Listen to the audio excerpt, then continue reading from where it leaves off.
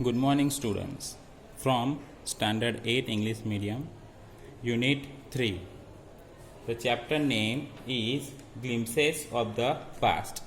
Yesterday, I have discussed some points of this chapter. Today, I am going to continuing this. Okay. Now, number 6, dissatisfaction. So, in 1835, Lord Macaulay suggested that the medium of education in India should be English. In 1835, okay, Macaulay suggested that the medium of education in India should be in English. The proposal was carried.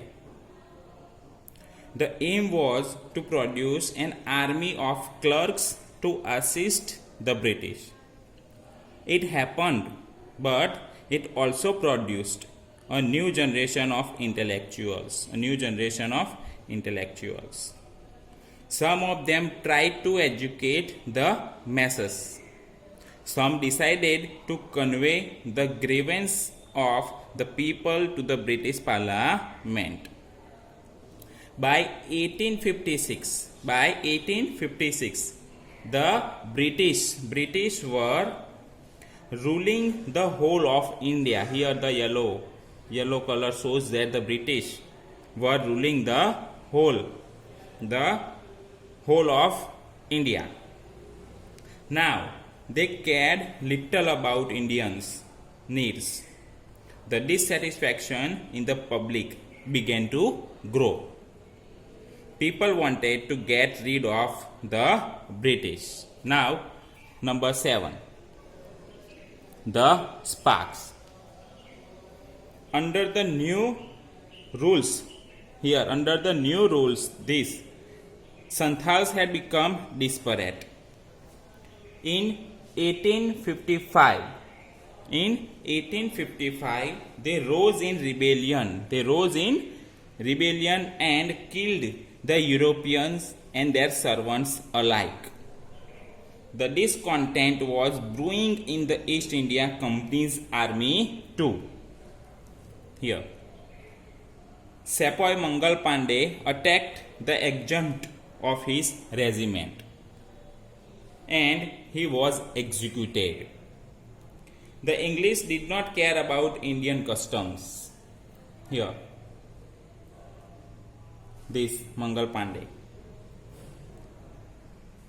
The English did not care about Indian customs. Chapatis were sent from village to village. With them was the message that the native emperor would want their services. Similarly, a lotus flower was circulated among Indian soldiers. The message also gave all help and support. Here given the chapatis and flowers. Okay. Now comes to this 8 point revolt, 1857. The revolt started in where? In Meerut. The Sepoy who had revolt marched to Delhi. They were shouting slogans in favor of Bahadur Shah Zafar. The rebellion spread wider. Many landlords had lost their lands. They helped the revolt. The kings helped the revolt. Okay. Now the next, the fight for freedom in 1857. Many rulers like Hazrat Mahal of Lucknow were bitter. The English had taken away their kingdom. Popular leaders like Maulvi Abdullah of Faizabad urged the common man to revolt. Here, Ajamullah Khan told Tatya Tope. Here, Ajamullah Khan told Tatya Tope to make Nana Sahib the leader of that war of independence. All over North India, the people fought pitched battles against the British. 88-year-old Kunwar Singh of Bihar, this Kunwar Singh of Bihar, received a bullet in his wrist. Received a bullet in his wrist. He just cut it off, throwing it into the Ganga river. Throw it into the Ganga river. And he said that it was his last offering to Ganga. So friends, this was the story of this chapter. Now this story also I am going to tell you in Hindi, so listen it carefully. In the first picture, the singer Lata Mangeshkar sang a song. Which song? ए मेरे वतन के लोगों जरा आंख में भर लो पानी, जो शहीद हुए हैं उनकी जरा याद करो कुर्बानी.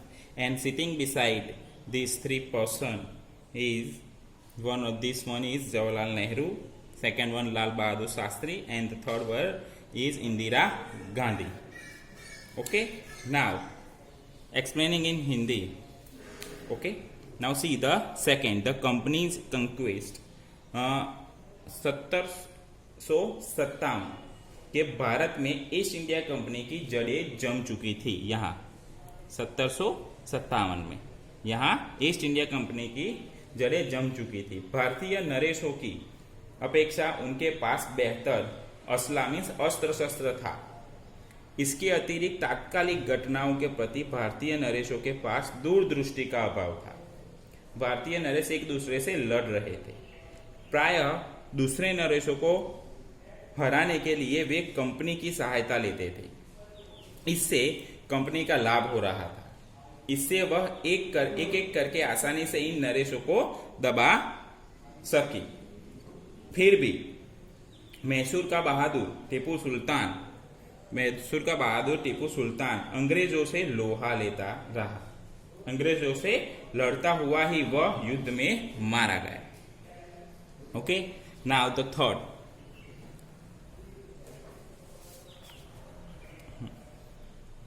सामाजिक स्थिति बिगड़ी हुई थी.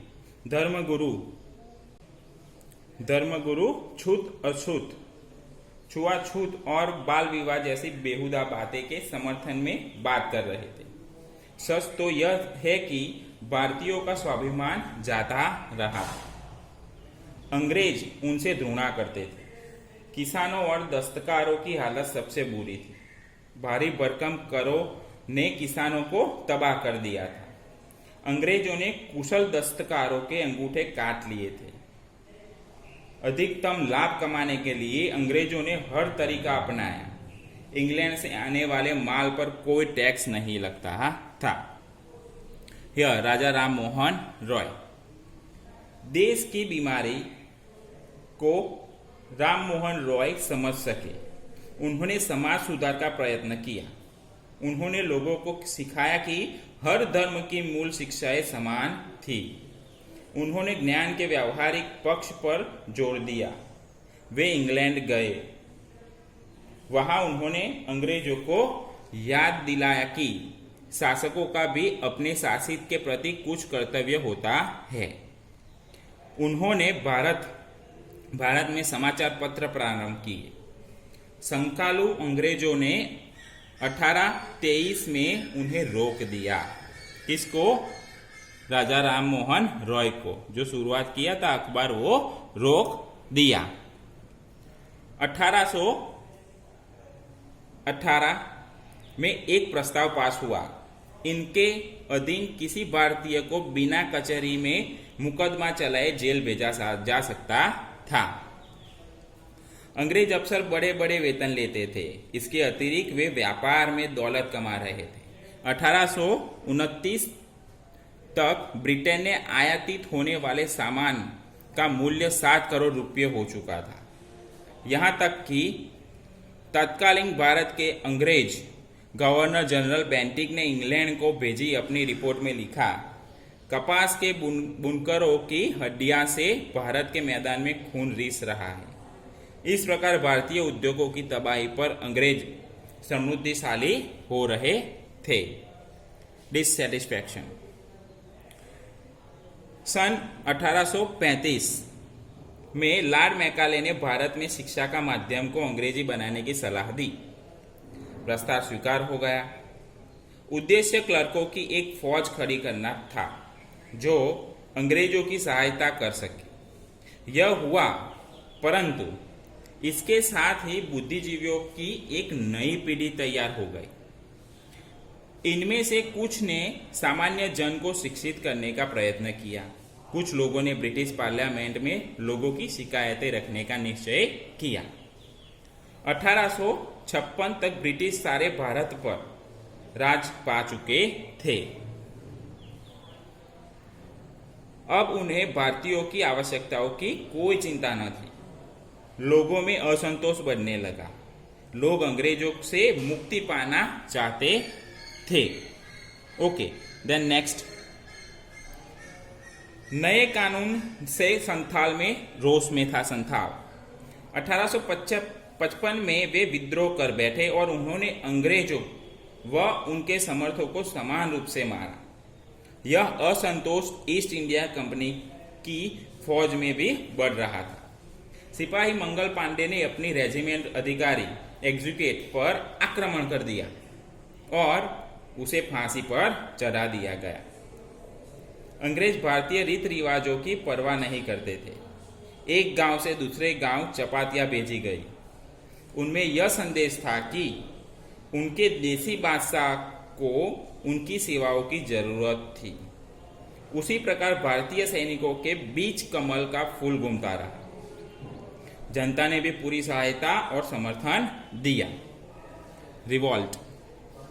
विद्रोह मेरठ में शुरू हुआ। विद्रोह मेरठ में शुरू हुआ। जिन सिपाहियों ने विद्रोह किया वे दिल्ली की ओर बढ़े।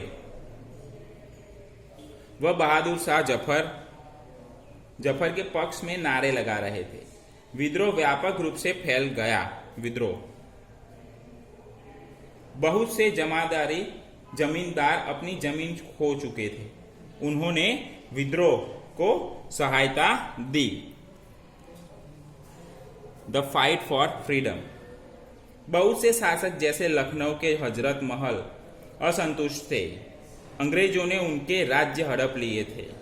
फैजाबाद के मौलवी अब्दुल्ला जैसे लोकप्रिय नेताओं ने विद्रोह के लिए जनसाधारण से अनुरोध किया।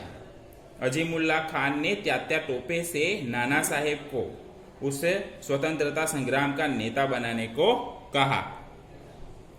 पूरे उत्तर भारत में लोगों ने अंग्रेजों के खिलाफ डट कर लड़ाई लड़ी। बिहार के 80 वर्षीय कुंवर सिंह की कलाई में गोली लगी तो उन्होंने तुरंत उसे काट दिया और उसे गंगा में फेंकते हुए उन्होंने कहा यह उनकी अंतिम भेंट चढ़ावा थी। So friends, this is the story of the Unit 3, Glimpses of the Past. I hope you understand in English and Hindi. Thank you.